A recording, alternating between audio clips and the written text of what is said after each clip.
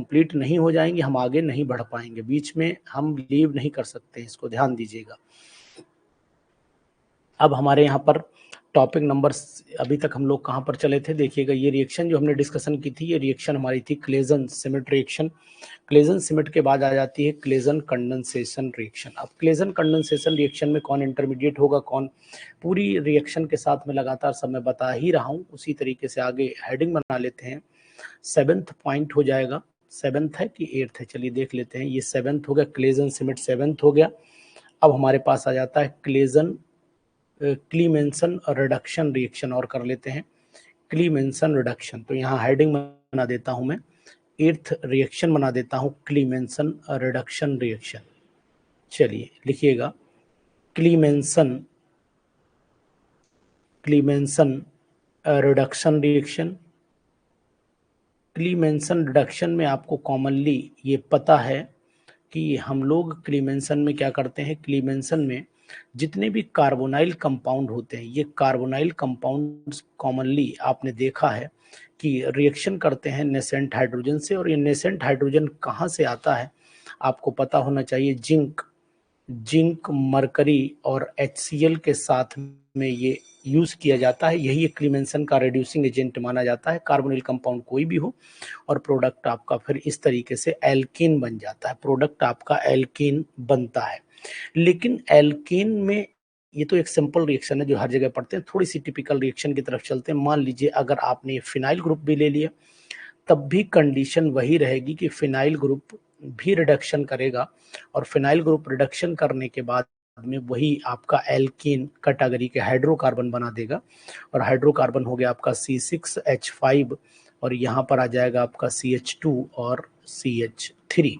इसी तरीके से अगर मान लीजिए आपने इस तरीके का कोई कंपाउंड लिया, देखो ये टिपिकल कंपाउंड ऐसे भी पेपर में आ जाते हैं, मान लीजिए यही कंपाउंड ले लिया, इसमें आपने जिंक मरकरी और HCl अगर डाला, तो फिर यहाँ पर क्या हो जाना चाहिए, ये आपको पता हो कि यहाँ पर कुछ नहीं होगा, ये CH2 हो जाएगा। C तो ऑलरेडी है और ये H2 आपको दिखाई देने लगेगा। मींस डायरेक्ट हम इस ग्रुप को जो है वो इस तरीके से डायरेक्ट ऐसे भी लिख सकते हैं, और शो करना चाहो तो दोनों हाइड्रोजन इस तरीके से आप हाइड्रोजन रिप्रेजेंट करके भी दिखा सकते हो। साइक्लोहेक्सेन नाम बताने की कोई शायद मुझे आवश्यकता नहीं पड़ेगी कि नाम सिंपल है, इसका नाम क्या है, नाम हो गया इसका आपका साइक्लोहेक्सेन। तो ये क्लीमेंसन रिडक्शन, लेकिन ये क्लीमेंसन रिडक्शन रन कैसे करता है इसको हमें समझना पड़ेगा, मतलब इसकी मैकेनिज्म को समझना पड़ेगा कि इसकी मैकेनिज्म आखिरकार कहती क्या है। देखिए अगर हमारे पास में कोई भी कार्बोनिल कंपाउंड है, सपोज कर लेते हैं यही कार्बोनिल कंपाउंड हमारे पास में है, तो सबसे पहले हम क्या करेंगे, इसके ऊपर जिंक का फ्री रेडिकल का अटैक कराएंगे। जिंक का फ्री रेडिकल जब अटैक करेगा, क्लोरीन नेगेटिव के साथ में करा दीजिए, तब भी दिक्कत नहीं है, और चाहे तो आप सिंपल वे में करा सकते हो, यानी कि ये इलेक्ट्रॉन हम यहाँ ट्रांसफर करेंगे। जैसे इलेक्ट्रॉन का पेयर यहाँ ट्रांसफर करेंगे, R हो गया, यहाँ पर C हो गया। अब आप ये देखिएगा ध्यान से कि यहाँ पर आ जाएगा, ऊपर नेगेटिव आ जाएगा, और यहाँ ऑलरेडी R पहले से लगा है, Zn फ्री रेडिकल है और Cl नेगेटिव के साथ में है। ये दोनों जब ऐड होंगे तो यहाँ पर तो पॉजिटिव आया होगा, जब ये पॉजिटिव आया होगा तो यहाँ जान लीजिए आपकी Cl नेगेटिव लगना तय है, तो यहाँ तो Cl नेगेटिव लगा दीजिए। ठीक है, अब ये Cl नेगेटिव लग गया, लेकिन जिंक भी तो इसके साथ में जुड़ा हुआ है, तो जिंक का फ्री रेडिकल भी इससे कंबाइन करेगा। यानी ओवरऑल कहने का तात्पर्य हमारा है कि Zn फ्री रेडिकल ये पूरा ही मर्ज यहीं पर हम करा देते हैं, यानी ZnCl की फॉर्म में यहाँ कराएंगे कंडीशन। ये जो यहाँ नेगेटिव साइन है, ये इस बात का रिप्रेजेंटेशन है कि इसके पास में इलेक्ट्रॉन है, ये जिंक फ्री रेडिकल के फॉर्म में कंबाइन करेगा। कंबाइन करने के बाद इसको हम वही प्रोटोनेटेड करा दें, सिंपल H पॉजिटिव जोड़ देंगे, तो यहाँ पर R हो गया, यहाँ पर C हो गया, यहाँ क्या बनेगा, OH बन जाएगा, यहाँ पर R बन जाएगा, और यहाँ ZnCl बन जाएगा। भाई Cl Zn ऐसे बनाने का मतलब रहता है बैलेंसी सेटिस्फाइड होनी चाहिए। अब फिर क्या करना है, इसमें से हम वाटर को रिड्यूस करेंगे सबसे पहले, तो फिर एक बार और प्रोटोनेशन कराएं। जैसे ही प्रोटोनेशन कराएंगे, ये वाला भाई लोन पेयर यहाँ पर दिखाई देगा, तो ये अटैक तो यहीं पर करेगा ना। जब यहीं पर करेगा अटैक, तो नेक्स्ट कंडीशन बनेगी, जो मैं बताना चाह रहा हूँ वो वहां तक पहुंचने की कोशिश करिएगा। यहाँ पर अब क्या होगा, देखिए यही होगा जो कुछ होना है। यहाँ पर हो गया आपका C, अब ये वाटर यहाँ से निकल जाएगा, H2O निकाल दीजिए सीधा सीधा, और यहाँ पर पॉजिटिव आ गया, और नीचे आपका वही ZnCl एज इट इज लगा है, लगा रहने दीजिए, और यहाँ पर R। अब ये कार्बोनियम आयन की कंडीशन पैदा हो गई। यहाँ पर जो आयन बना है वो कार्बोनियम आयन है। कौन सा आयन है? कार्बोनियम आयन है। कार्बोनियम आयन में से अब हमें क्या करना है? अब हमें यहाँ पर फिर दोबारा ऐसा कर लेते हैं, जिंक पॉजिटिव और Cl नेगेटिव भी कराओगे तब भी पॉसिबिलिटी चल जाएगी। फ्री रेडिकल ना ही कराइए क्योंकि यहाँ पर कॉम्बिनेशन मुझे लगता है डिफरेंट है। अब यहाँ पर जिंक जब मैं दोबारा जोड़ूंगा तो जिंक प्लस की फॉर्म में और Cl माइनस की फॉर्म में रिलीज हो जाएगा। तो यहाँ पर कंडीशन क्या होगी वो आप समझने की कोशिश करिएगा। R हो गया, C हो गया और जिंक पॉजिटिव वाला हमने यहाँ पर जोड़ दिया और R यहाँ पर मैंने पहले जैसे लगा था वैसे ही लगा दिया और ये कंडीशन यहाँ पर मैंने पैदा की। और यहाँ पर आपको दिखाई दे रहा होगा कि अब यहाँ इलेक्ट्रॉन नहीं, यानी कि जो इलेक्ट्रॉन जिंक गया है ना अपने इलेक्ट्रॉन छोड़ के गया है, तो यानी कि ये कार्बोनियम आयन की कंडीशन बनी। फिर इसमें मैं एक H जोड़ूंगा पॉजिटिव फॉर्म में, तो ये कंडीशन फिर क्या आ जाएगी? R आ जाएगी। यहाँ पर आपका वही Zn, फिर एक पॉजिटिव है तो Cl नेगेटिव यहाँ पर जोड़ दीजिए, चाहे तो यहाँ पर भी Cl जोड़ सकते हो, कोई दिक्कत नहीं है। फिर यहाँ पर आप ये इतनी मैकेनिज्म में केवल बहुत जरूरत नहीं पड़ेगी और फिर यहाँ से H को रिलीज कराइए। जैसे ही H पॉजिटिव आप यहाँ पर रिलीज करा, H पॉजिटिव एक और ऐड कराओगे तो ये वाला जिंक डाइक्लोराइड निकल जाएगा।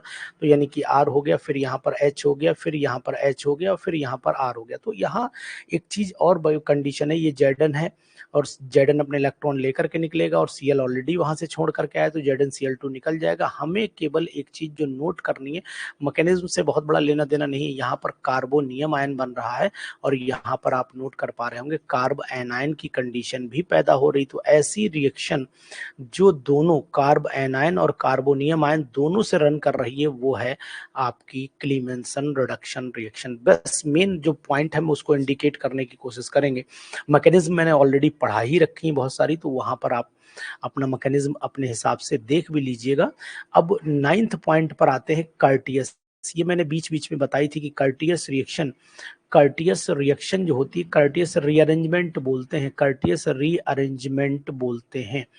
रीअरेंजमेंट रिएक्शन हो गई। और कर्टियस रीअरेंजमेंट में क्या होगा वो आप समझने की कोशिश करिएगा। कर्टियस रीअरेंजमेंट में नाइट्रीन का फॉर्मेशन होता है। तो यहाँ पर मैं नाइट्रीन लिख देता हूँ, आप यस और नो में जवाब दीजिए कि नाइट्रीन बनती है नहीं बनती है। ये आपने कंपाउंड लिया, इस कंपाउंड में ये एजाइड का कंपाउंड है और एजाइड के कंपाउंड को जब आप हीट करेंगे तो ये आपका R बन गया, ये N बन गया, double bond C, double bond O हो गया और यहाँ पर निकला आपका नाइट्रोजन, तो RnCO बना। और इस RnCO पर अगर आप हाइड्रोलाइज कराएंगे इसको, एसिडिक मीडियम में करा दीजिएगा चाहे बेसिक में, लेकिन एसिडिक में कराइएगा तो ये RnH2 बन जाता है और RnH2 के साथ में यहाँ निकलती है CO2 गैस। अब आखिरकार ये नाइट्रीन कैसे बनी वो हमें समझना है, बाकी हमें बहुत ज्यादा नहीं समझना है। ये हमने कंपाउंड लिया RCO ले लिया और इसको बैलेंस N3 को कैसे, एजाइड को कैसे लिखना, N पर आप नेगेटिव लगा सकते हो इलेक्ट्रॉन पेयर के साथ में, फिर सिंगल बॉन्ड N पे यहाँ पॉजिटिव, क्योंकि यहाँ 3 ट्रिपल बॉन्ड बनाएंगे और फिर N बनाएंगे। इस तरीके से मैंने लिखा, इसको मैंने रीअरेंज कराया। जब मैंने रीअरेंज कराया तो क्या कंडीशन पॉसिबल है भाई, पॉजिटिव हम इस वाले पे भी ला सकते हैं, बॉन्ड डबल इधर भी कर सकते हैं। तो ये कंडीशन भी R हो गया, CO हो गया, यहाँ पर आप N ले आइए, यहाँ डबल बॉन्ड, यहाँ N ले आइए, यहाँ पर डबल बॉन्ड, इस तरीके से N। अब निगेटिव इस पे लगाना पड़ेगा, पॉजिटिव इस पे लगाना पड़ेगा। ये एक दूसरे के रेजोनेंस हैं, these are the resonating structure of each other, ये एक दूसरे के रेजोनेंस है। अब आप चाहो तो सिंपल ये काम ये कर सकते हो कि इसको हीट करो, इसको हीट करने के बाद जैसे इसे हीट करोगे तो आप नाइट्रोजन को रिमूव करा दो। जैसे नाइट्रोजन रिमूव कराओगे RC डबल बॉन्ड O और यहाँ पर आपका N बन जाएगा, N बन गया और ये आपके आगे पेयर ऑफ इलेक्ट्रॉन।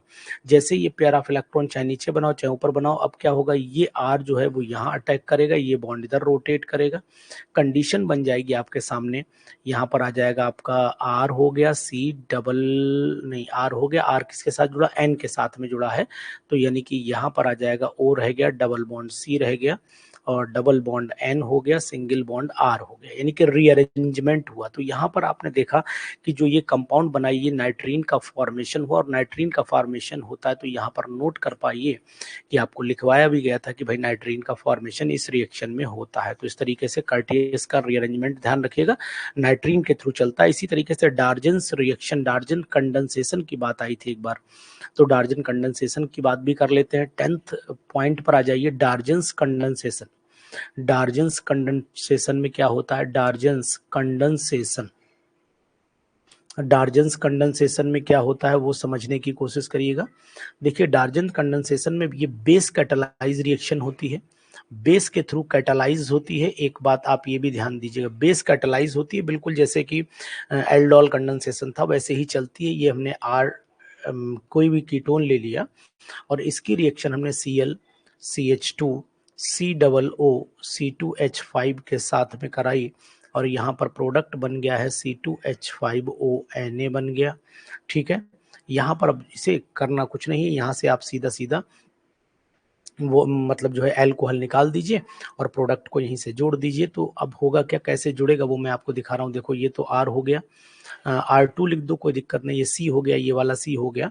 अब आगे आपका भाई C2H5 यहाँ पर NaCl भी रिमूव हो जाएगा। NaCl रिमूव करने के बाद हो गया NaCl रिमूव कर दो, NaCl रिमूव कर दो और NaCl रिमूव करने के बाद रिमूव कर दो C2H5OH रिमूव कर दो, C2H5OH रिमूव कर दो क्योंकि इतना हिस्सा तो माइनस हुआ और यहाँ से H पॉजिटिव भी निकलेगा तो इसका मतलब यहाँ CH रह जाएगा और यहाँ रह जाएगा आपका COO C2H5। इन दोनों के बीच में ये आपका ऑक्सीजन जुड़ जाएगा।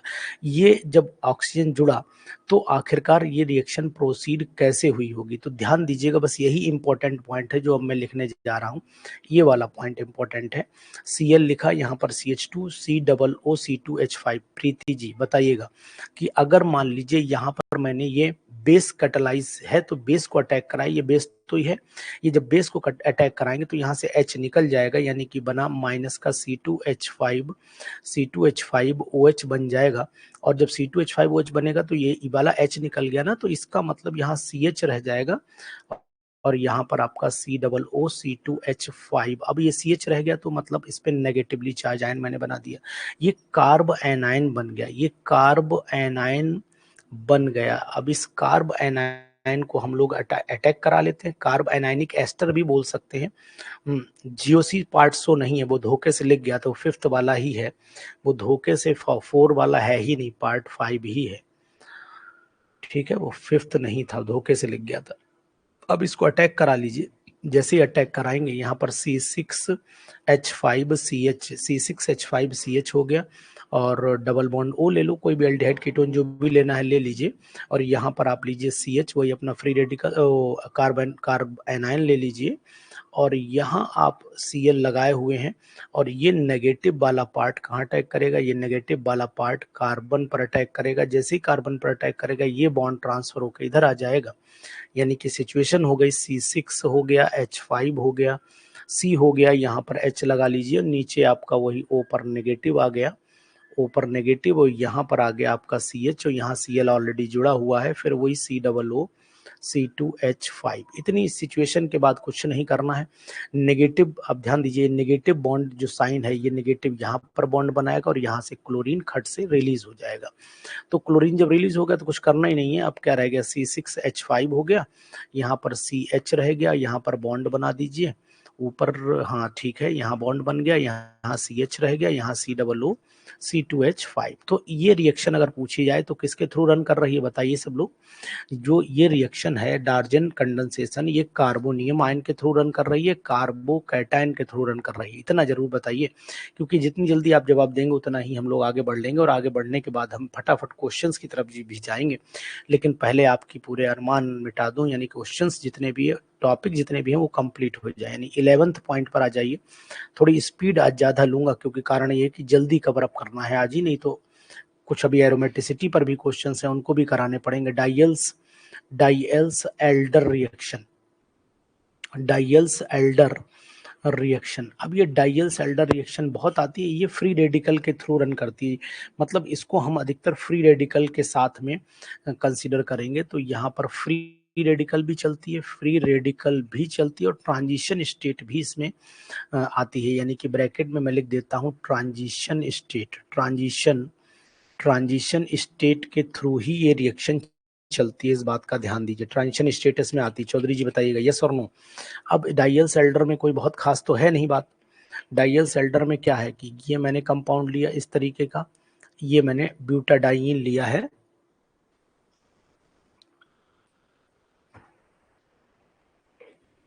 ठीक है, ब्यूटाडाइन की मैंने यहाँ पर डबल बॉन्ड से ये इथीन है, रिएक्शन करा दी, हीट कर दिया। जैसे ही हीट किया, आपको पता होना चाहिए ये बॉन्ड इधर ट्रांसफर करेगा। ये कब करेगा? जब बॉन्ड यहाँ पर अटैक करेगा और ये बॉन्ड इधर आकर ट्रांसफर हो जाएगा, तो अल्टीमेट साइक्लोहेक्सा इन बन जाए, हेक्सीन बन जाएगा, साइक्लोहेक्सीन बन जाता है। लेकिन ये स्टेट कैसे रन करती होगी वो आपको समझना है। जब यहाँ से यहाँ आया होगा तो एक ट्रांजिशन स्टेट जनरेट हुई होगी, और वो ट्रांजिशन स्टेट कार्बोकैटायन के थ्रू जनरेट होती है, पोलर करेक्टर थ्रू। कार्बोकैटायन तो ना ही बोले, बढ़िया है, पोलर करेक्टर के थ्रू जनरेट होती है। पोलर करेक्टर कैसे आएगा वो मैं दिखा रहा हूँ। यहाँ पर आ जाएगा प्लस, यहाँ पर आ जाएगा माइनस। इन दोनों के बीच पे फोर्स ऑफ अट्रैक्शन क्रिएट होगा, और वो फोर्स ऑफ अट्रैक्शन इनके बॉन्डिंग को कंप्लीट करेगा, और कंप्लीट करने के बाद ये प्रोडक्ट बना देता है। अल्टीमेटली ये प्रोडक्ट बना देगा। This state is called transition state. ठीक है, ट्रांजिशन स्टेट। अब यहाँ पर आपको ये ध्यान देना पड़ेगा कि जो एडिशन है, बिल्कुल मनु सही है, 2,4 साइक्लो एडिशन रिएक्शन के नाम से ये भी जानी जाती है। ठीक है, तो ऐसी चीजें भी हम लोग मैकेनिज्म में डिस्कशन ऑलरेडी कर चुके हैं, इसलिए मैंने यहाँ पर नाम नहीं लिया है, कोई दिक्कत नहीं है। तो अब आगे बढ़िएगा, इसी के आगे हमें केवल ये बताना है, जैसा कि अभी आपसे बात हुई कि रिएक्शंस मैंने ऑलरेडी सब पढ़ा दी हैं। अब आपको यहाँ सिर्फ इतना समझना है कि ट्रांजिशन स्टेट जनरेट हो रही, कि कार्बोनाइन जनरेट हो रहा है, कि कार्बोनियम आयन जनरेट हो रहा है, कि कार्बोकैटायन जनरेट हो रहा है। बस इस पर हम मुद्दा का डिस्कशन करेंगे तो ज्यादा बेटर रहेगा, नहीं तो लेंदी और हो जाएगा ये। इसके बाद आ जाती है आपकी फिटिग रिएक्शन आ जाती है। फिटिग रिएक्शन आ जाती है। फिटिग रिएक्शन भी एक ऐसी रिएक्शन है जो फ्री रेडिकल मैकेनिज्म से ही रन करती है। यस और नो? ये रिएक्शन भी फ्री रेडिकल से ही चलती है। हाँ और ना बताइए, ये फ्री रेडिकल से ही रन करती है। कैसे करती है वो समझिएगा। यहाँ पर हम लोग C6H5Br लेते हैं। अब मान लीजिए यही C6H5I भी ले सकते हो, सोडियम से रिएक्शन करके, है ना। पहले क्या बनाता होगा? ये C6H5 फ्री रेडिकल बनाता होगा, और साथ में निकलता होगा NaBr। NaBr, अब ये फ्री रेडिकल जो बना है, ये दो फ्री रेडिकल आपस में कंबाइन करते होंगे और बना देते होंगे डाईफिनाइल, बना देते होंगे डाईफिनाइल। इस बात का आपको ध्यान देना पड़ेगा, डाईफिनाइल ऐसे बन जाएगा। तो इस तरीके से भी आप इस रिएक्शन को लिख सकते हो। दो फ्री रेडिकल आपस में हैं, दोनों बॉन्डिंग अपनी पूरी कर लेंगे, तो इसके मैकेनिज्म में बहुत बड़ी चीज हमें नहीं मतलब बतानी है, क्योंकि वो सिंपल मैकेनिज्म में जाती है। इसी के साथ बात आ जाती है 13 पॉइंट पर, और 13 रिएक्शन आपको याद होगी। एक रिएक्शन है Friedel craft reaction. Friedel craft reaction जो इंपॉर्टेंट है, वही रिएक्शन में डिस्कशन आपके साथ में कर रहा हूं। ये फ्रीडल क्राफ्ट रिएक्शन जो है वो क्या कहती है वो समझने की कोशिश करिएगा। Friedel craft reaction number 1, Friedel craft reaction में आपको यहाँ पर एल्काइलेशन होता है, एक होता है एल्काइलेशन। और एल्काइलेशन जब होगा तो यहाँ पर सिंपल आप बेंजीन ले लेंगे, और बेंजीन की रिएक्शन जब कराएंगे, किससे कराएंगे? CH3Cl से कराते हैं, और एनहाइड्रस AlCl3, एनहाइड्रस आपने AlCl3 लिया, और यहाँ बन गया आपका टॉलीन बन गया। इस तरीके से ये एल्काइल बेंजीन या टॉलीन के नाम से जाना जाता है। तो एक्चुअल में हुआ क्या होगा यहाँ पर, वो भी आपको बता दे रहा हूँ। देखिए AlCl3 जो है वो उसने रिएक्शन किया होगा CH3Cl से, तो बनाया होगा यहाँ पर AlCl4 नेगेटिव बना होगा, और साथ में बना होगा CH3 जो बना है ये पॉजिटिव बना होगा। यानी कि यहाँ पर इलेक्ट्रोफाइल जनरेटर AlCl3 है। ये बात आप समझ गए होंगे। और अगर मैं एसाइलेशन करा देता हूं, ठीक है, एसाइलेशन करा देता हूं, बिल्कुल सही है, कार्बोकैटायन का फॉर्मेशन हो रहा है। यहाँ पर एसाइलेशन में कराऊंगा तो एसाइलेशन में भी वही सेम कंडीशन चलेगी, एसाइलेनियम आयन बन जाता है, वो भी कार्बोकैटायन ही होता है। CH3COCl लिया मैंने, CH3COCl लिया, तो यानी कि ये रिएक्शन जो है कार्बोकैटायन के थ्रू रन करती, जिसे हम लोग इलेक्ट्रोफाइल के नाम से भी जानते हैं। जैसे कि न्यूक्लियोफाइल को आप लुईस बेस भी कहते हैं ना, या फिर कार्ब एनाइन भी कहते हैं, वही कंडीशन यहाँ पर भी है। अब यहाँ पर वही एनहाइड्रस AlCl3 ले लेंगे, और जैसे ही एनहाइड्रस AlCl3 लेंगे तो आपका प्रोडक्ट बन जाएगा फिनोन, बेंजोफिनोन मत बोल देना, एसीटोफिनोन बनता है और साथ में वही HCl निकलता है। सिंपल है, मैकेनिज्म भी कोई बहुत खास बात नहीं। मेन चीज है कि यहाँ पर भी कार्बन कैटायन जनरेट करना है।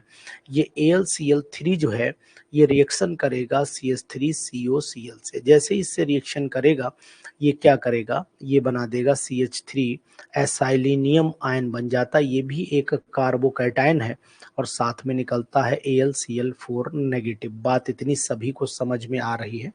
बात इतनी अगर सभी को समझ में आ रही तो फिर हम आगे प्रोसीड करें। जी बोलिएगा। अब यहाँ एक चीज और भी जानिएगा कि सबसे बढ़िया फ्री रेडिकल में अगर एल्काइल हैलाइड लिया जाता है तो एल्काइल हैलाइड 3 डिग्री होना चाहिए, फिर 2 डिग्री होना चाहिए, फिर 1 डिग्री। ये एल्काइल हैलाइड की बात कर रहा हूँ, एल्काइल हैलाइड। और अगर मान लीजिए कंडीशन ऐसे लगी तो सबसे बढ़िया रिएक्शन RF का होगा, फिर उससे स्लो रिएक्शन RCl का हो जाएगा, फिर उससे RBr का हो जाएगा और उसके बाद RI का हो जाएगा। यानी कहने का तात्पर्य यहाँ पर यही है कि फ्रीडल क्राफ्ट रिएक्शन में कौन सा एल्काइल हैलाइड जल्दी रिएक्शन में स्टेबल कौन सा होगा, ऐसे कहें स्टेबल कौन सा होगा, उसी तरीके से इलेक्ट्रोफाइल बढ़िया कौन जनरेट करेगा ये भी नोट कर लो। AlBr3 बेटर इलेक्ट्रोफाइल जनरेटर होता है एज कंपेयर टू AlCl3। ये बेटर हो जाता है FeCl3 से। और FeCl3 तब यूज करते हैं जब हम लोग अधिकतर इंडस्ट्रियल मेथड यूज करते हैं, तब हम लोग इंडस्ट्रीज में इसी को यूज करते हैं। फिर इसके बाद डाउन पड़ जाएगा SB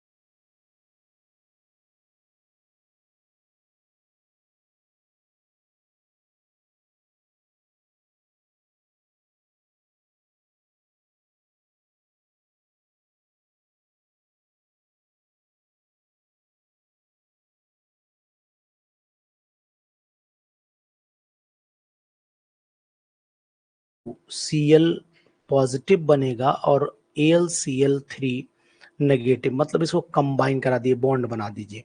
अब यही जाकर के अटैक कर जाएगा बेंजीन पर। मैं सिंगल स्टेप में बता दे रहा हूँ, समझ जाइएगा। ये बेंजीन पर अटैक कर जाएगा। वो कैसे अटैक करेगा भैया, ये R हो गया, ये CH2 हो गया, Cl पर पॉजिटिव आपको दिखाई दे रहा है, बाकी AlCl3 आप नेगेटिव फॉर्म में दिखा सकते हैं, कोई दिक्कत नहीं है। अब यहाँ करना क्या है, इसको कंबाइन कर दीजिए, उसको AlCl4 नेगेटिव को निकाल दीजिए। वैसे आपको सिंपल सी बात ये बताऊंगा कि अगर मैं इसका सॉल्ट, क्योंकि ये सॉल्ट है, इतना हिस्सा जो बना है ये सॉल्ट का फॉर्मेशन है, और आप जब इसे कंबाइन कराएंगे तो इतना हिस्सा उड़ा दीजिए, जाने दीजिए, और ऊपर जोड़ दीजिए यहाँ पर CH2R और बना दीजिए AlCl4 नेगेटिव बना दीजिए। वैसे तो मैं कहूँगा ये लुइस एसिड है, इसे ना ही बनाओ नेगेटिव को, तो मुझे लगता है जरूरत पड़ेगी नहीं, कोई दिक्कत आएगी नहीं। ठीक है, चलिए इसके बाद हम लोग पढ़ लेते हैं नेक्स्ट रिएक्शन। आपने पढ़ी होगी जिसका नाम है फ्राइज रीअरेंजमेंट रिएक्शन। कौन सी रिएक्शन है, फ्राइज रीअरेंजमेंट, यानी कि ये हमारी हो गई फ्रीडल क्राफ्ट। और नेक्स्ट हो गई 14 रिएक्शन हो गई हमारी fries rearrangement. Very very important reaction fries rearrangement reaction, बहुत पूछी जाती है। फ्राइज रीअरेंजमेंट रिएक्शन, इसको ध्यान से पढ़ लीजिएगा, इसको ध्यान से जरूर पढ़िएगा, बाकी भले ना पढ़िएगा। इसमें अरेंजमेंट ही होता है। जो हमारा कंपाउंड है, ये कंपाउंड मान लीजिए हमारे पास में O हो गया, ये C हो गया, ये O हो गया, और आपका ये हो गया आपका CH3, सॉरी ये हो गया आपका CH3। तो यहाँ पर ये कंपाउंड ले लिया हमने, फिनाइल एसीटेट है। AlCl3 की उपस्थिति में, प्रेजेंस में, ये रीअरेंज करेगा और यहाँ का हाइड्रोजन निकल करके जो आर्थो पोजीशन का होगा,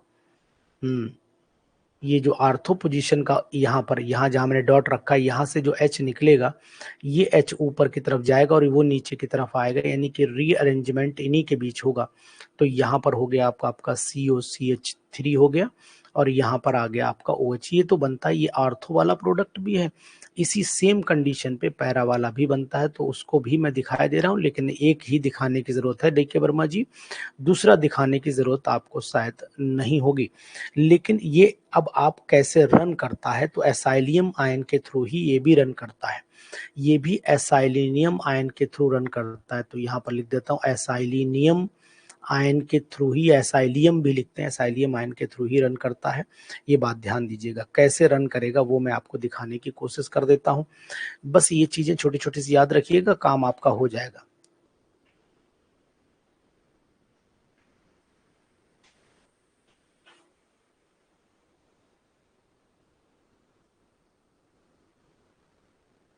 ठीक है ना, चलिए इसको हम कंसिडरेशन में ले आते हैं।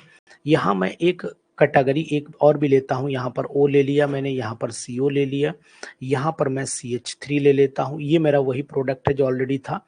अब पहले एक बार मैं सॉल्ट बना लेता हूँ AlCl3 का, और दूसरी बार में इसी का सॉल्ट पहले बना लूँ। ये सॉल्ट बना लेता हूँ, यानी कि यहाँ पर आपका O है ही, ठीक है, यहाँ पर COCH3 भी है, यहीं पर AlCl3 में जोड़ दूंगा, और जैसे मैं AlCl3 जोड़ूंगा तो यहाँ पर पॉजिटिव आ जाएगा और यहाँ पर आ जाएगा आपका नेगेटिव। ये कंडीशन बनेगी। अब इस पर एसाइलियम आयन में यहाँ पर रिलीज कराऊंगा, तो जैसे रिलीज कराऊंगा CH3CO पॉजिटिव रिलीज हो जाएगा, और रिलीज होने के बाद वो जो ऊपर बचा है बस वही बचेगा। तो यानी कि बेंजीन में जोड़ दीजिए, कुछ नहीं करना है, ये बेंजीन में जोड़ दिए, O तो हमारा एज इट इज रहा, और AlCl2 हो जाएगा क्योंकि पॉजिटिव लगा है, बैलेंस कर देगा उसको। बैलेंस करने के बाद इसका मतलब Cl नेगेटिव आयन भी यहाँ से रिलीज हो जाएगा। अब हम इसको फिर दोबारा जो जो निकाला वही जोड़ेंगे, यानी कि एसाइलियम आयन को भी हम इसी तरीके से इसमें ऐड करेंगे। जब ऐड करेंगे तो कहाँ करेंगे, जहां पर इलेक्ट्रॉन की डेंसिटी बढ़ेगी। भाई ये इलेक्ट्रॉन की डेंसिटी बढ़ाएगा, जब बढ़ाएगा तो आर्थो पोजीशन पे ही बढ़ाएगा, तो आर्थो पोजीशन पे हम इसको जोड़ लेते हैं, पैरा पे भी उसी तरीके से जोड़ेंगे। तो यहाँ पर हो गया हमारा OAlCl2 हो गया, और यहाँ पर हो गया आपका COCH3 हो गया। ठीक, एक स्टेप ये ले लीजिए। इसके बाद कुछ नहीं करना है, इसको H पॉजिटिव आयन से वही प्रोटोनेशन करा दो, ऊपर फिनॉल बन ही जाएगा, और फिनॉल बनने के बाद यहाँ पर आपका आ जाएगा OH हो जाएगा, और यहाँ पर हो जाएगा आपका COCH3 COCH3। इस तरीके से भी आप कंबाइन करवा सकते हो, कोई दिक्कत नहीं आएगी। अब इसी के कंटिन्यूएशन में आपने सर जगमोहन सर ने आपने पूछा है कि sir how will you arrange the Lewis acid order. मैंने लुईस एसिड ऑर्डर को जो यहाँ पर अरेंज किया है, मैंने वो ऑर्डर नहीं जो आप सोच रहे हो, मैंने वो ऑर्डर नहीं, मैंने केवल बोरॉन के सभी, अगर मैं लुईस एसिड सभी लेता तो यहाँ पर नोट करिएगा, इन दोनों को कंपेयर किया है जगमोहन जी, इन दोनों को कंपेयर किया है।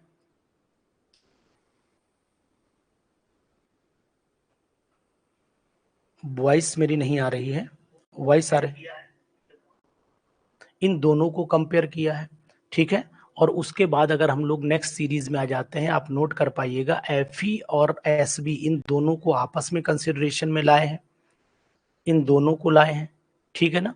और टिन को इससे कंपेयर किया है मैंने, और इन दोनों को इस तरीके से कंपेयर किया है। तो अब आप नोट कर पा रहे होंगे कि शायद आपने कंटिन्यूएशन जो आपने क्वेश्चन पूछा, मुझे लग रहा है कि वो आपने इस तरीके से पूछ लिया कि सर आपने BII3, उसके बाद BBr3, मुझे लग रहा है आप यहाँ पर सोच गए थे, मुझे ऐसा महसूस हो रहा है। फिर BCl3, फिर BF3, मुझे लग रहा है आपका दिमाग यहाँ चला गया था।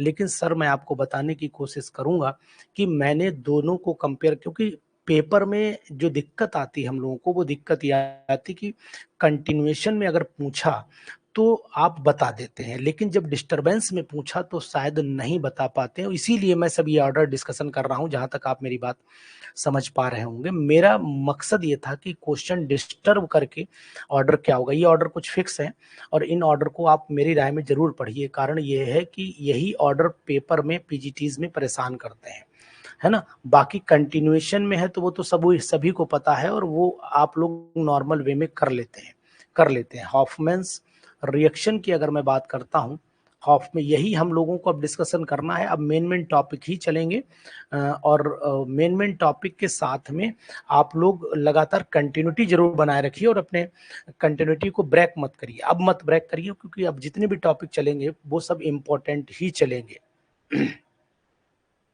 ठीक है। अब जैसे हॉफमैन्स रिएक्शन आपने पढ़ी होगी कि भैया हमने यहाँ पर ये लिया मैंने एमाइड, अब इस एमाइड को मैंने ब्रोमीन वाटर से रिएक्शन, अभी प्रीति आपकी ये सब समस्याओं का समाधान होगा जब हम लोग बस 1-2 दिन के अंदर क्वेश्चंस करेंगे। ये मैंने क्योच लिया, यहाँ पर प्रोडक्ट क्या बन जाएगा, RNH2 बन जाएगा, यहाँ पर 2KBr बन जाएगा और साथ ही साथ यहाँ पर बनेगा K2CO3 और वाटर निकल जाएगा, 2H2O निकल जाएगा। लेकिन इसमें भी आपने नोटिस करा होगा कि जब ये मैकेनिज्म चलती है, इसकी रिएक्शन की मैकेनिज्म चलती है, तो ये भी कैसे चलती है, इसमें भी आपने देखा होगा कि RCONH2 है। इस RCONH2 पर सबसे पहले हम लोग इसका इंटरमीडिएट पूछा जाता है, या नोट कर लो इंटरमीडिएट पूछा जाता है, इंटरमीडिएट, इसका इंटरमीडिएट पूछा जाता है, ध्यान दीजिएगा यही क्वेश्चन बनता है। ठीक है। अब इसका इंटरमीडिएट कैसे बनाएंगे, यहाँ पर Br2 की रिएक्शन कराइए तो R हो गया, C डबल बॉन्ड O हो गया, यहाँ पर आपका NHBr निकाल दीजिए, एक HBr यहाँ से रिलीज करा दीजिए और यहाँ पर आपका Br जुड़ गया, इस पे लोन पेयर दिखा दीजिए। अब इसकी जब KOH से रिएक्शन कराओगे तो वही KBr निकल जाएगा। अब यहाँ पर करना क्या पड़ेगा आपको, KBr तो निकलेगा ही निकलेगा, लेकिन साथ में पहले KBr न निकाल करके हम लोग इसके, देखो ध्यान दो, ये यहाँ से जब OH नेगेटिव आयन अटैक करेगा तो यहाँ से H पॉजिटिव निकलेगा, तो H पॉजिटिव जब निकलेगा तो यानी इलेक्ट्रॉन अपने इसे दे देगा, तभी तो H पॉजिटिव निकलेगा। तो यहाँ पर कंडीशन हो जाएगी R C double bond O तो है ही हमारे पास पे, N पे आपका नेगेटिव आ ही जाना है और ये Br हो गया इस तरीके से। अब Br नेगेटिव नहीं निकालना चाहते तो ऐसे करो और बाहर K पॉजिटिव लिख दो, तो सॉल्ट का फॉर्मेशन दिखा दो, यही एक इंटरमीडिएट बन जाता है। ये एसाइल क्या बोलते हैं इसे आइसोसाइनेट तो है ही, लेकिन साथ ही साथ में एसाइल नाइट्रीन भी है। क्या ऐसा महसूस हो रहा है आपको, ऐसा महसूस हो रहा है आपको। यहाँ पर क्या करिए, अब KBr को निकाल दीजिए, यही इंटरमीडिएट पूछा जाता है। अब जैसे KBr निकालोगे आप तो आपका बन जाएगा RC डबल बॉन्ड O और यहाँ पर आपका N हो गया नेगेटिव, ये सिंपल। अब इसको रीअरेंज करना है, इसको रीअरेंज करना है, वो सॉल्ट था, ये आपका नाइट्रीन आयन बन गया। अब इसको रीअरेंज कैसे करोगे, ये अल्काइल आपका यहाँ पर जाकर जुड़ेगा तो ये वाला लोन पेयर नीचे शिफ्ट हो जाएगा, तो यहाँ बन जाएगा आपका O डबल बॉन्ड, यहाँ C और यहाँ आ गया आपका N, यहाँ पर R आ गया। अब इसको आप हाइड्रोलाइज करा लीजिए, क्यों सर मैं सही बोल रहा हूँ, इसको हाइड्रोलाइज करा लीजिए। जैसे ही आप हाइड्रोलाइज कराएंगे वाटर के साथ में, इसकी ये मैकेनिज्म में नहीं आता है, हाइड्रोलाइज कराएंगे वाटर के साथ में तो यहाँ पर आपका एमीन बन जाता है। कार्बन का नंबर भी डिक्रीज होता है, डिक्रीज करता है कार्बन नंबर। डिक्रीज क्या होता है, कार्बन का नंबर डिक्रीज करने में भी ये रिएक्शन बहुत हेल्प करती है। एम आई राइट सर? तो यहाँ पर बताइएगा, यहाँ CO2 कार्बन डाइऑक्साइड निकल जाएगी। सही बात चल रही है, डिस्कशन सही चल रहा है, लगातार बने रहिए, डिस्कशन आपका बहुत ही बढ़िया चल रहा है। केवल 2-3 रिएक्शन और बताऊंगा, उसके बाद आपको कुछ और जानकारी दूंगा और फिर हम लोग क्वेश्चन इजी वे में कर पाएंगे। यहाँ पर इंपॉर्टेंट है, ये आपका हो गया स्टार, जब मैंने बना दिया यहाँ पर तो इंटरमीडिएट यहाँ पर क्या बन गया, नाइट्रीन इंटरमीडिएट बन गया, ये नाइट्रीन इंटरमीडिएट बन गया आइसोसाइनाइड के साथ में। ठीक है, सॉरी आइसोसाइनेट के साथ में, साइनाइड नहीं, आइसोसाइनेट के साथ में। अब यहाँ पर 16 वाली पॉइंट पर आ जाइए। 16th रिएक्शन मैं ले देता हूँ जो आपने मुझसे पूछी थी, जिसका नाम है नोबना जेल्स रिएक्शन। तो KNOVENA नोबना जेल्स रिएक्शन हो गई। नोबना जेल्स रिएक्शन क्या कहलाती है वो भी मैं आपको बता दे रहा हूं।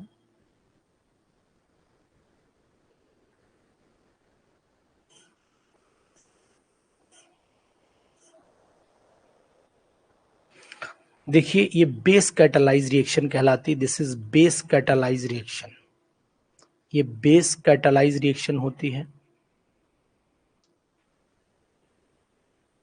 Base catalyse reaction. अब ये बेस कैटालाइज रिएक्शन बिल्कुल वैसे ही चलती जैसे एल्डोल कंडेंसेशन चलता है, बिल्कुल सेम कंडीशन से चलती है, सिमिलर टू एल्डोल कंडेंसेशन मान लीजिए, सिमिलर टू एल्डोल कंडेंसेशन। ठीक है, चलिए अब यहां पर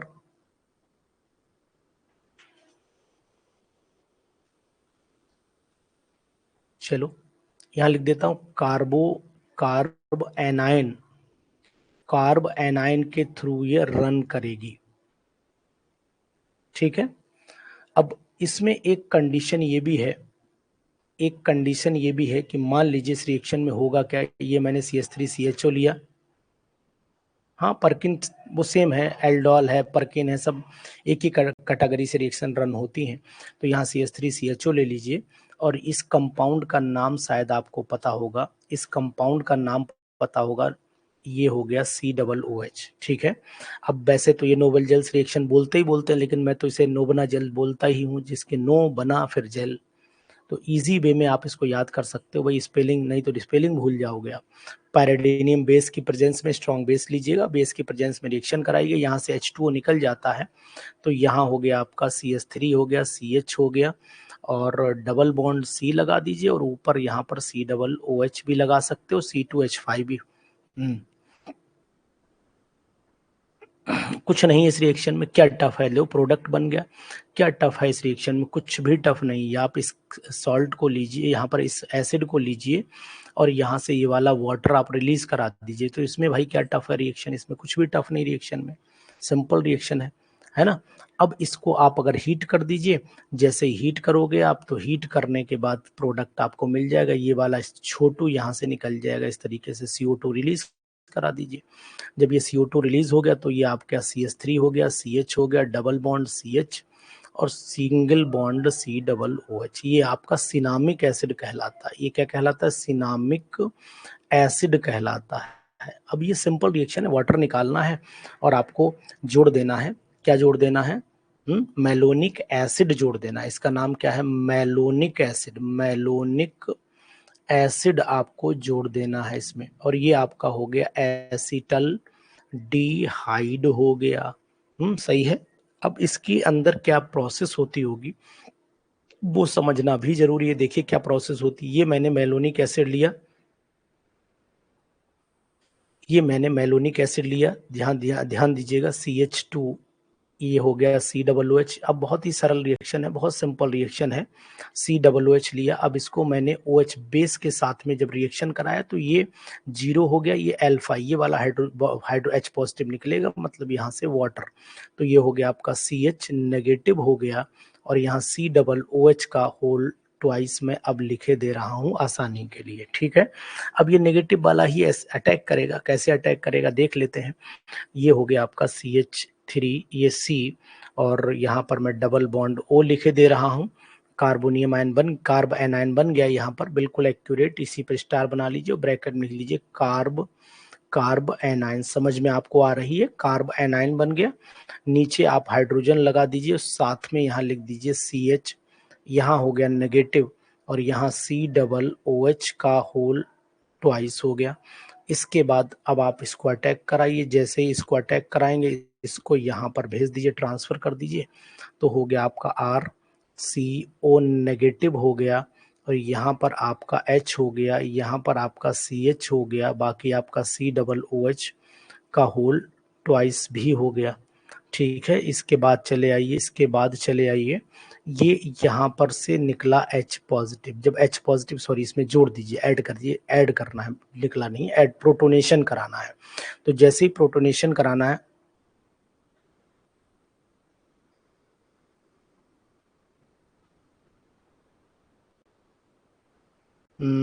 अच्छा ठीक है जी, हाँ क्रोटोनिक है, क्योंकि अगर C6H5 होता तो सिनेमिक होता। ठीक है, आप कह रहे हैं, तो आप चाहे यहाँ C6H5 ले लीजिए, C6H5 होता तो सिनेमिक होता। ठीक आप कह रहे हैं, ये क्रोटोनिक एसिड है। चलिए नाम मैं बदल देता हूँ, C6H5 तो नहीं करूंगा, नाम ही बदल देता हूँ। बिल्कुल आप सही कह रहे हैं, यू आर 100% राइट। ये हो गया आपका क्रोटोनिक एसिड। ठीक कह रहे हैं आप, क्योंकि अगर C6H5 होता तो हो जाता सिनेमिक एसिड, वो ध्यान नहीं दिया मैंने, बिल्कुल आप सही कह रहे हैं। ठीक है, अगर यहाँ पर C6H5 ले लेते हम, C6H5 CHO लेते, तब बनता हमारा सिनेमिक एसिड, तब बनता हमारा सिनेमिक एसिड बनता है। ठीक है, चलिए ठीक, अब यहाँ पर क्या करना है, H पॉजिटिव हम लोग जोड़ेंगे तो ये बन जाएगा प्रोडक्ट हमारा RC, यहाँ पर हो गया आपका OH, यहाँ पर हो गया आपका H और ये हो गया आपका CH और ये हो गया COOH का होल ट्वाइस। अब इसको जो है हम लोग क्या करते हैं, इसको आप करिए हीट। जैसे हीट करेंगे, अब मैकेनिज्म की कहानी तो खत्म हो गई। जैसे हीट करेंगे ये OH और ये वाला H निकाल दीजिए, वाटर निकल जाएगा। जैसे ही वाटर निकलेगा तो यहाँ पर प्रोडक्ट बन जाएगा RCH डबल बॉन्ड C और यहाँ हो जाएगा COOH और यहाँ पर भी हो जाएगा आपका COOH। यहाँ पर CO2 को हीट कर लीजिए, जैसे इसे हीट करिए CO2 को निकाल दीजिए तो आपका RCH, बिल्कुल सही कर लिया उसे लुबना DK वर्मा जी, सही कर लिया। यहाँ हो गया आपका CH। इस तरीके से मैकेनिज्म में आ जाएगा और ये आप इसमें कार्बोनियम आयन को मेन मानिएगा कि वही कार्बोनियम आयन ही मेन इसका प्रोडक्ट आ जाता है। इसके बाद आ जाती है एक रिएक्शन जिसका नाम है lozenges rearrangement reaction. Lozenges rearrangement यानी कि 17th रिएक्शन हमारी आ जाती है। 17th रिएक्शन आ जाती है lozenges rearrangement, LOSEN, Lausanne rearrangement reaction. Rearrangement और रिएक्शन हो जाती है और लॉजेंस रीअरेंजमेंट रिएक्शन बहुत ही इंपॉर्टेंट रिएक्शन में आती है। इस कंपाउंड, ये मैंने कंपाउंड लिया C, ये इसका नाम कोई बताएगा तो सही रहेगा, RCONHOH। इसका नाम कौन बताएगा? इसमें अगर ये बेस कैटालाइज, ये भी रिएक्शन होती है, यहाँ लिख लीजिए it is base catalyse. Base catalyse की देखिए, मैं इसको, आपने पूछा है कि कैसे रिएक्शन क्वेश्चन आते हैं, बेस कैटालाइज रिएक्शन हो गई। देखिए इससे जो क्वेश्चंस आएंगे उनका क्या लेवल होगा वो मैं बता दे रहा हूँ। चलिए ठीक है, आपने सही पूछा। एक तो नंबर 1 जो नोबल जेल्स रिएक्शन है, इसमें पूछेंगे कौन से कैटालाइज एसिड है बेस, तो आप बताएंगे बेस कैटालाइज है पैराडीन। अधिकतर पैराडीन बेस का ही इसमें प्रेजेंट किया जाता है। इसमें जो इंटरमीडिएट अटैकिंग स्पेसीज होती है वो कार्ब एनाइन होती है और ये भी अल्फा हाइड्रोजन की कंडीशन से चलती है। नंबर 1 अल्फा हाइड्रोजन होना चाहिए। और दूसरी चीज है कि इसके अंदर एक खास बात और भी होती है, वो आपको बता दे रहा हूँ कि कार्बेनाइन अटैक के बाद, कार्बानाइन अटैक के बाद इस रिएक्शन की सिमिलरिटी वो है एल्डोल कंडेंसेशन, क्लेजन कंडेंसेशन और पर्किन रिएक्शन से मैच करती है। तो इन पर बेस क्वेश्चंस बन सकते हैं मेनली बहुत ज्यादा।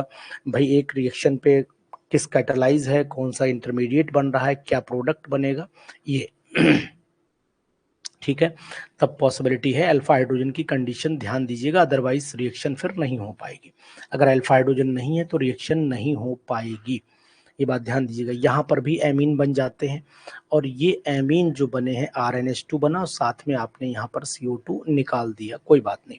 इसका नाम बताइए, what is the name of this compound. इस कंपाउंड का नाम अगर आप बता देंगे तो हम समझ लेंगे कि आप सही डायरेक्शन में पढ़ाई कर रहे हैं। What is the name of this compound.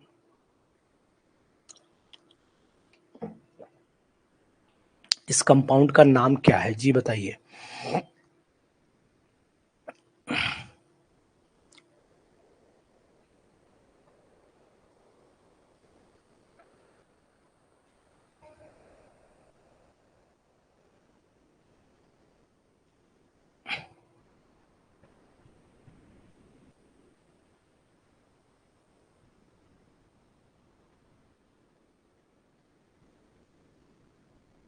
Imine है, एन हाइड्रोक्सी एमाइड लिखा है, और कोई बताइए नाम बताइए जल्दी जल्दी, इस कंपाउंड का क्या नाम है। What is the name of this compound.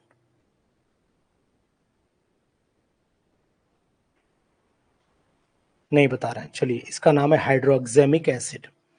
Hydroxy हाइड्रोक्सेमिक acid कहलाता है ये, हाइड्रोक्सेमिक एसिड कहलाता है और ये आपका एमीन कहलाता है, ये तो पता ही होगा, कोई दिक्कत नहीं है। अब देखिए इसमें क्या प्रोसेस होगा, इसके रिएक्शन की मैकेनिज्म क्या कंसिडरेशन होगा इसमें, वो मैं आपको दिखाई दे रहा हूँ, समझिएगा। देखिए यहाँ पर क्या होगा, R होगा, C डबल बॉन्ड O होगा, यहाँ पर NH हो जाएगा, ठीक है। और ये हो गया आपका O, C double bond O हो गया, यहाँ पर C6H5 हो गया और यहाँ चला गया आपका OH नेगेटिव आयन। अब यहाँ क्या दिखाया मैंने, जो कंपाउंड लिया मैंने, आर ले लिया, CO ले लिया, NH लिया, यहाँ पर एस्टर भी ले सकते हो, एसिड भी ले सकते हो, दोनों में से कोई। मैंने यहाँ पर एस्टर ले लिया, आप एसिड लेना चाहो एसिड ले लेना, दोनों सेम कंडीशन पर चलेंगी।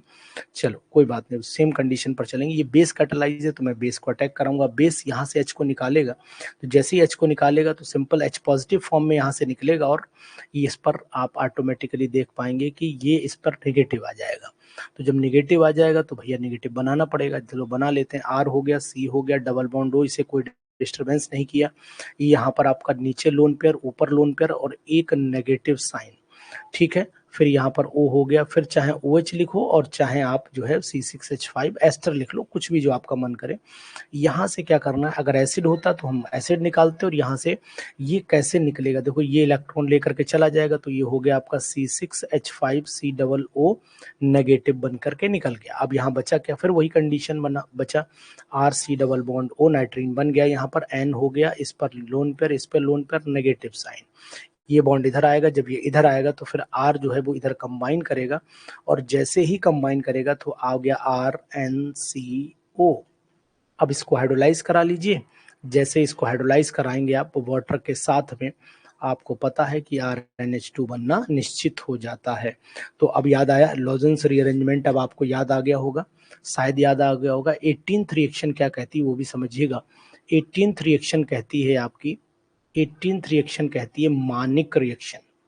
मैनिक रिएक्शन, ये मानिक रिएक्शन भी बहुत आती है एग्जाम में, हालांकि रिएक्शन के मैकेनिज्म में मैंने सब रिएक्शन पढ़ाई थी। मैनिक रिएक्शन में जो इंटरमीडिएट होता है, यहाँ समझिएगा, जो इंटरमीडिएट होता है, वो इंटरमीडिएट जो होता है वो इमीनियम सॉल्ट होता है, IMINIUM, इमीनियम सॉल्ट होता है, ठीक है। जो इंटरमीडिएट होता है वो इमीनियम सॉल्ट होता है, यानी कि यहाँ पर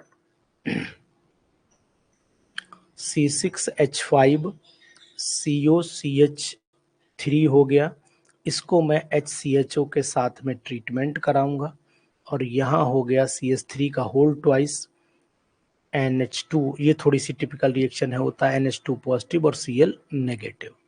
इसको मैं सॉल्ट ले लेता हूँ। इन दोनों की जब रिएक्शन कराऊंगा, अब जरा दिमाग लगाइएगा, थोड़ा सा गड़बड़ होगा आपसे। यहाँ से एक H उठाना है, एक H यहाँ से उठाना जहाँ मैं टिक कर रहा हूँ, ठीक है, और एक H आपको यहाँ से उठाना जहाँ मैंने टिक किया है। अब आप मिला दीजिए C6H5 CO, ठीक है, ध्यान दीजिएगा, और यहाँ रह गया अब आपका केवल CH2, और एक ये वाला CH2 बढ़ गया इसमें, तो ये CH2 बढ़ा दीजिए। ओ ये वाला निकाल देना है, जहाँ मैंने टिक किया वो सब निकाल दीजिए। फिर बचेगा हमारा यहाँ पर N बचा, फिर हमारा H बचा, और CH3 ऊपर नीचे लगाई दीजिएगा, मतलब CH3 का होल ट्वाइस Cl बना दिया मैंने। Cl पर नेगेटिव लगाएंगे तो यहाँ पर N पर पॉजिटिव लगाना पड़ेगा, नहीं तो बैलेंस ही नहीं सेटिस्फाइड होगी।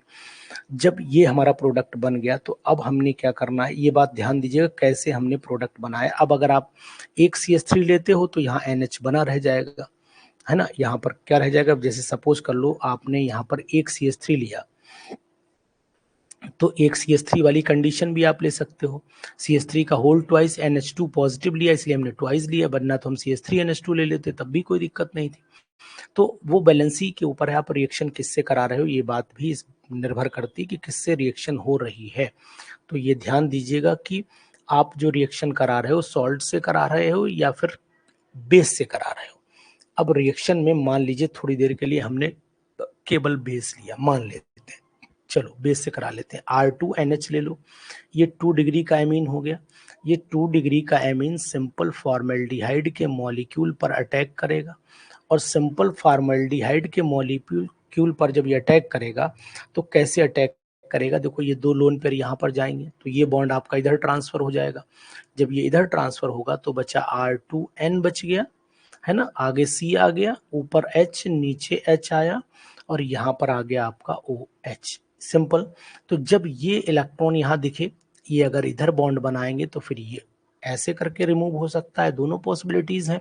तो नेक्स्ट स्टेप में हम क्या बना सकते हैं, R2N से इलेक्ट्रॉन चले गए पॉजिटिव, और यहाँ पर बॉन्ड कैसा हो जाना चाहिए, डबल हो जाना चाहिए, और आगे केवल बचा CH2, ये बचा।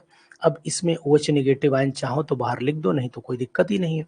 अब इसके बाद क्या करना है, इसके बाद आप इसे रीअरेंज करा सकते हो, ये इंटरमीडिएट बन गया। मतलब इसको आप लिख सकते हो दिस इज इंटरमीडिएट, ये इमीनियम सॉल्ट कहलाता है। इंटरमीडिएट ये इमीनियम सॉल्ट कहलाता है। यहीं तक आपको आना था। अब आप क्या कर सकते हो, जो कीटोन लिया है उस पर चलिए। आपने भी कीटोन तो यूज ही नहीं किया, तो ये आपने कीटोन ले लिया। अब अगर आपने कीटोन लिया, इस पे आपने बेस की जब रिएक्शन कराई होगी, तो आप जानते हो बेस कैसे रिएक्शन करेगा। यहाँ से अल्फा जीरो, अल्फा यहाँ से H निकाल लेगा, ये वाटर बनाकर निकलेगा, और ये RC हो गया, और आपका ये CH2 नेगेटिव हो गया। ये कंडीशन हो गई। अब ये दोनों इमीनियम और ये कार्बोनियम, ये कार्ब एनायन, ये दोनों रिएक्शन आपस में कर जाएंगे। कैसे करेंगे देखो, ये R हो गया, ये CO हो गया, ये आपका CH2, समझने की कोशिश करिएगा, नहीं दिक्कत आएगी। यहाँ पर फिर आपका CH2 हो गया, डबल बॉन्ड N पे पॉजिटिव हो गया, और यहाँ पर R2 हो गया। अब ये क्या करेगा देखो ध्यान से, ये जो नेगेटिव है वो कहाँ पर अटैक करने की कोशिश करेगा, ये करने की कोशिश करेगा नाइट्रोजन पर। जैसे ही नाइट्रोजन पर अटैक करेगा तो ये R हो गया, ये CO हो गया, ये तो आपका CH2 रहेगा ही। लेकिन अब दूसरा CH2 आपको दिख रहा होगा, ये वाला CH2 है। सिंपल वे में N से 2 R जुड़े हैं, वो तो ठीक है।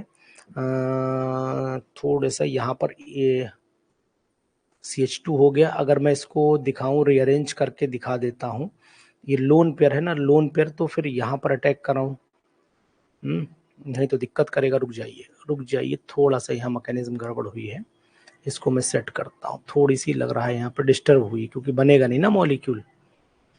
यानी ये लोन पेयर, ये बॉन्ड पेयर में इलेक्ट्रॉन इसका जो है ट्रांसफर करके दिखाना पड़ेगा। यहाँ पर पॉजिटिव है ही ऑलरेडी।